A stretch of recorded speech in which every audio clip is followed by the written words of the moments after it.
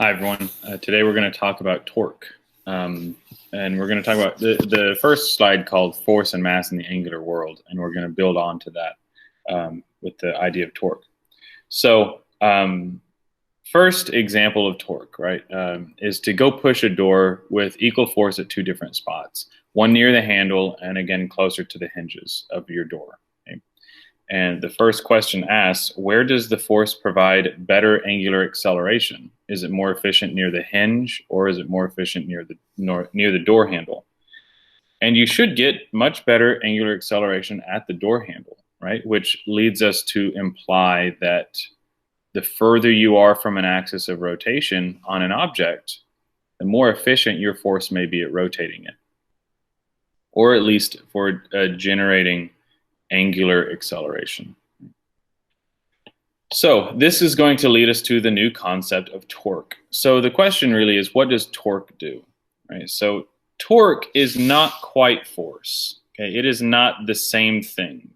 Torque does not equal mass times acceleration, but we do see that it has a relationship with angular acceleration. Okay? What torque really does, right, is it changes angular momentum. Okay? So angular momentum is noted as L, right? So you've got dl dt, whereas force is the derivative of momentum, right? So they are different, right? Force is the derivative of momentum. Torque is the derivative of angular momentum. And we'll talk on that much later in the chapter, but we're going to start with the entry-level discussion on torque. Okay, so first, number 3 asks, try applying the same force at different angles on the door, right? Then what angle would work better? So you start right perpendicular to the door, right? And then you can start pushing a little bit shallow of an angle until eventually you're just pushing along the distance, along the side of the door. Obviously, if you just push alongside the door, you're not going to go anywhere, right? But the angles that work better, okay, the angles that are going to work best are going to be 90 degrees, okay? The closer you are to 90, that is going to be much better than if you're close to 0, right? Now, what actually has that relationship? So when we talked about work, and we're going to talk about work quite a bit in a second, but when we talked about work, we wanted the opposite, right? You wanted your force and the distance pushed to actually have a 0 degree relationship, right? Because cosine of 0 degrees is 1. If you multiply by 1, you're getting the maximum value. But what would get a maximum value at 90? So the answer is sine. Okay, sine of 90 is 1. And as you get further and further from 90, then you're only getting a percentage or a fraction of your full efficiency, your full value, right? So here, our equation for sine that we're going to use is our equation for sine. Our equation for torque is actually going to use sine as we work through all of this. Okay, so if we sum all of this experience as an equation, okay, we're going to say that torque equals the force applied times the radius times sine theta. Okay? And just like work, these values have special meaning. Okay? Force is force. But in work, remember that's force times distance times cosine theta. And that distance is specifically the distance from A to B, right? And then that theta is specifically the angle between the x and f vectors, right? If you're going to draw those as vectors, what is the angle between those two vectors? Now here, that radius also has a special meaning. That is the radius from the point that you are exerting your force to your axis of rotation. Okay? If you look at the distance from your force point to the axis of rotation, that is the radius we're going to deal with. And then your theta here is the angle between the F and R. Okay? Between the force and the radius, what is the angle between the two? So this is our equation that we will work with when we use torque in this format. Okay, just like work, how work had several forms, torque will also have several forms. So this is the first form that we're going to use for this lesson. Now, number 5 asks directly, torque plays the role of blank in angular world. So we said earlier that torque is not force, but we would say that torque is kind of like the angular force. It's going to make a lot more sense when we get to the Newton's laws aspect of torque and how torque can mirror how Newton's laws of motion work in angular world. But for now, we're going to say that torque is angular force. It's kind of like the angular version. It's not a perfect analogy, but it is what we're going to go with for now until I can better explain that later. So more about torque. Okay, we've got, first it asks, what is the SI unit for torque?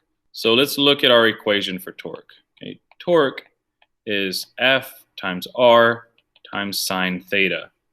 So force is in newtons. Radius, SI unit would be meters.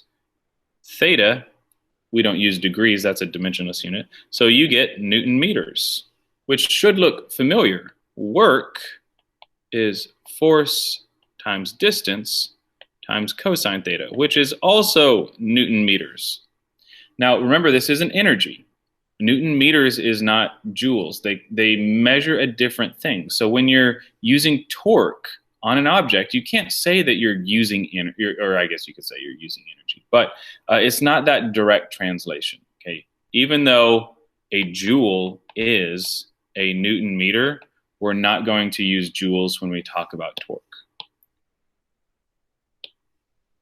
Now, number 2 says that you've got a force used to slide a block across a desk. Okay? And then it asks, is there work done and is there torque? Is there torque and was there work done on the block? So first off, right, torque implies that you're pushing 90 degrees to the radius of an axis of rotation. Well, if the block isn't rotating at all, then you would say no, there is no torque because there's no rotation, right? You need that radius needs to be from axis of rotation to force point. Now, was work done? Yes, there was work done. Remember, work, the work that we talked about most was translational work, right? You're moving it from one spot to the next, usually in a linear fashion.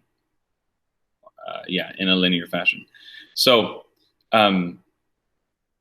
was work done? Yes. It is moving also. You can also think of the work kinetic energy theorem.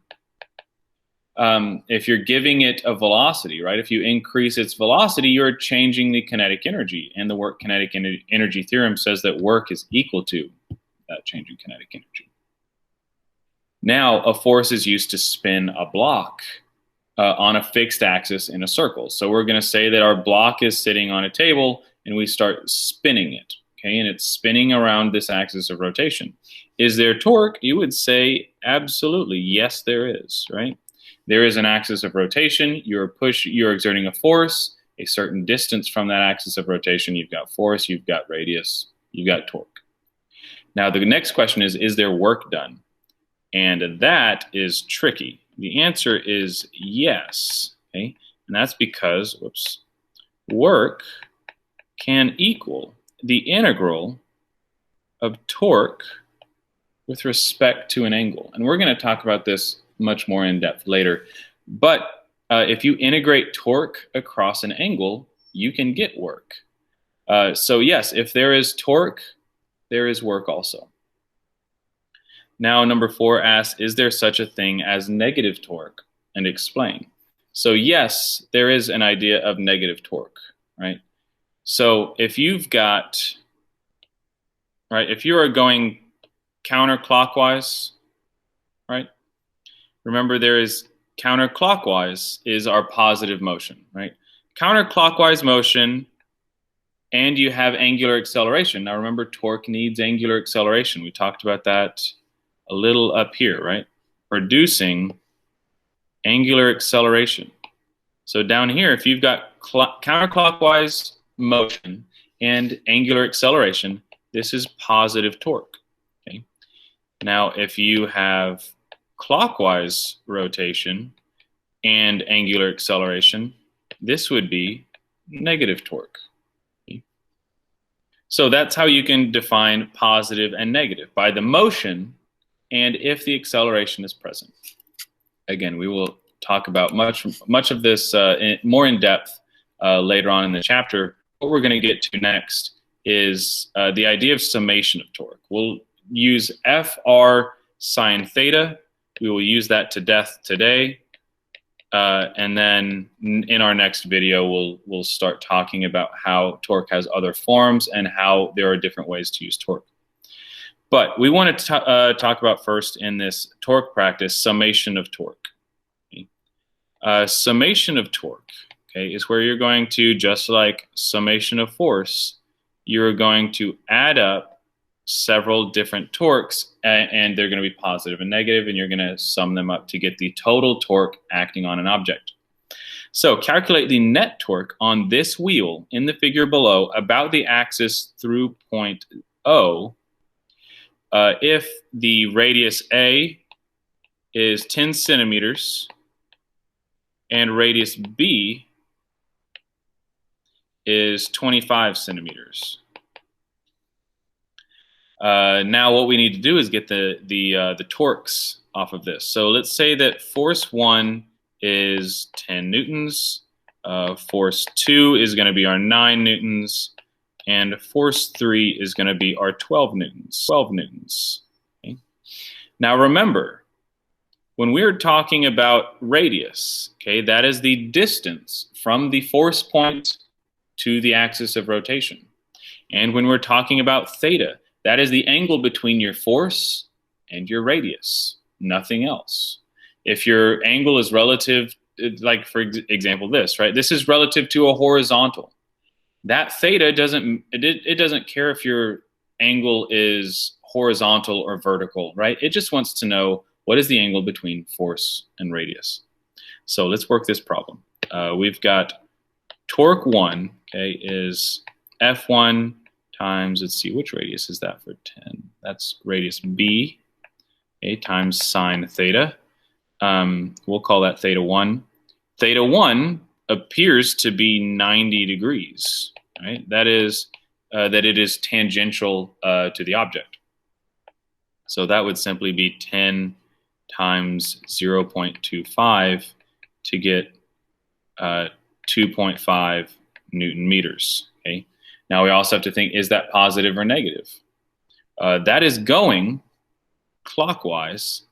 That is also going clockwise, and this would give you counterclockwise. So torque 1 is going to be negative 2.5 Newton meters. Okay. Then we have torque 2. Torque 2 is F2 times B radius times sine theta 2. If we look at that 9 Newton force, that also appears to be tangential. So we will simply use 9 times 0.25, okay, and that will give us our torque for the second force. So that will give us 2.25 Newton meters. But then look at your direction. That is again clockwise, so this will be negative 2.25 Newton meters. Okay. Now for torque 3, our last one, okay, we have this third force going on over here. And we have this 30-degree angle, telling us that this force is 30 degrees below the horizontal. But remember, the theta we want is the theta between the force and the radius. And that, to me, looks like a right angle. So that is actually a distractor there that they put in that image. So you've got F3 times radius A times sine theta 3, which seems to be equal to 90 degrees. So there you've got 12 times 0.1, so you will get 1.2 Newton meters, and that is clockwise. So we're going to stick that positive. Okay, that's going to stay positive. Now if we want the summation of torque, okay, we want the total torque acting on this object.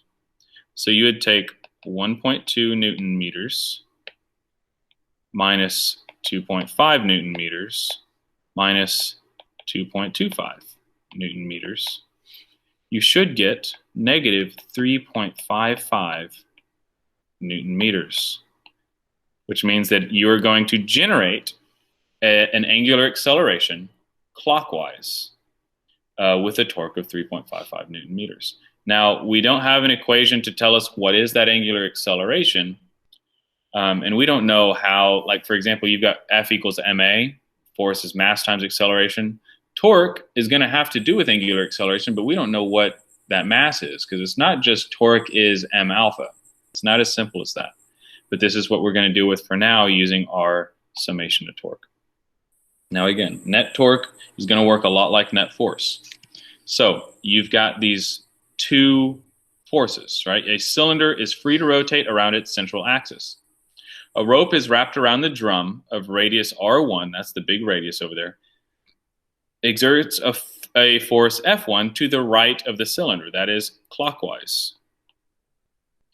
A rope wrapped around the core of the radius R2 exerts a force F2 downward on the cylinder.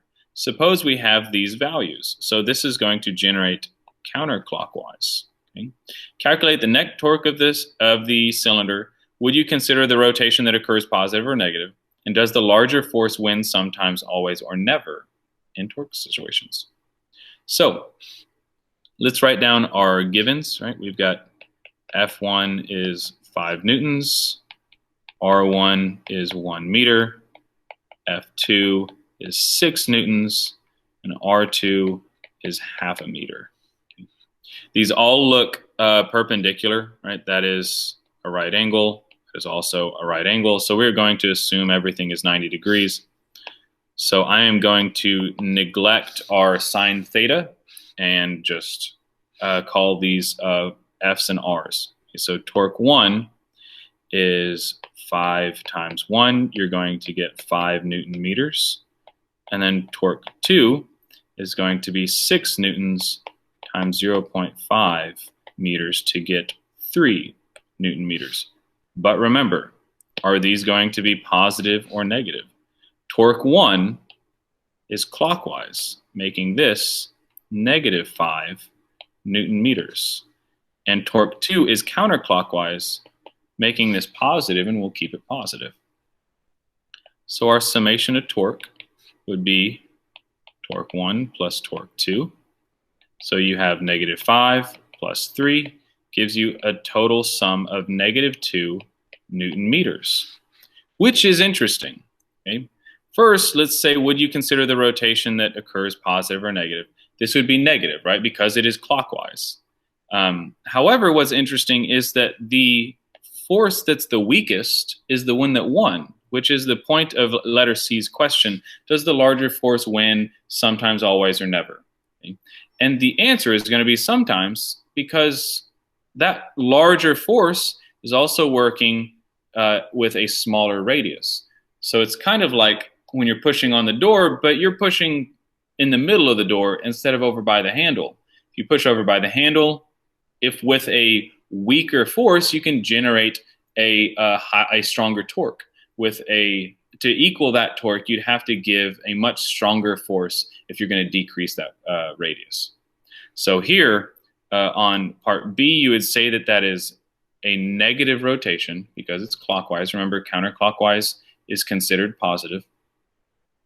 And then letter C asks, does the larger force win sometimes, always, or never? And in this case, the smaller force won because it is further out on the radius and it is actually able to manipulate the object in its direction and won over the other torque. All right, so that is our video on torque. Next, we're going to talk about moment of inertia.